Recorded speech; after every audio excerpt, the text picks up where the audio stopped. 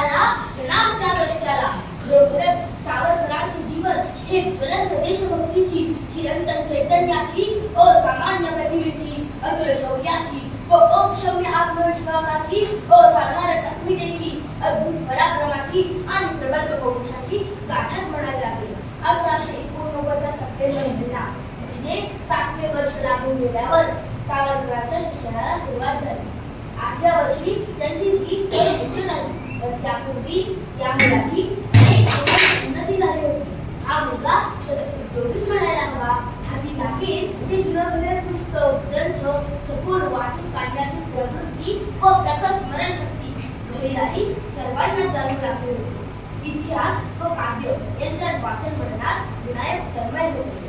हे सर्वांनाच माहीत झाले. येसुवैनी व तिच्या मैत्रिणी यांच्या तोंडी खेळणाऱ्या ओळ्याच्या भिंतीवर पटापट ओळ्या रचण्याची करामत विनायकाचीच असायची. ही अशी अद्भुतता, अखंड सखोल वाचनाची गाणी हेही सत्य.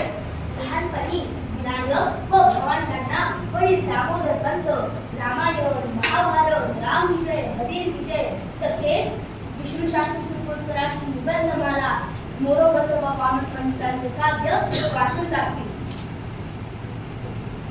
वडील दामोदर पंत कविता करीत व वाचनही करीत.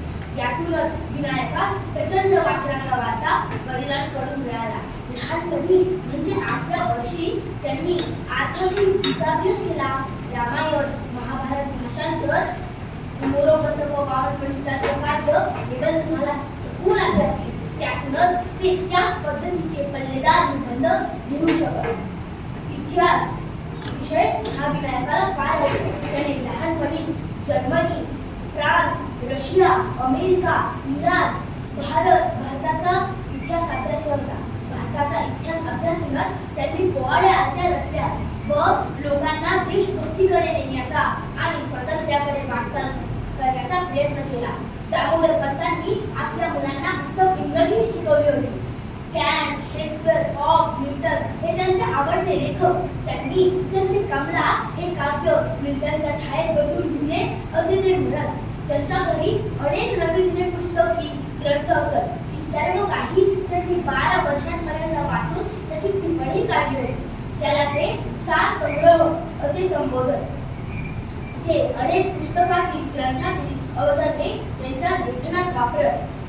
खेळ, अभ्यास, व्यायाम करूनही पाहावा तेव्हा ते वाचनालयात वाचन करीत दिसत. 7व्या वर्षी त्यांनी समर्थांचा दासबोधी वाचला होता.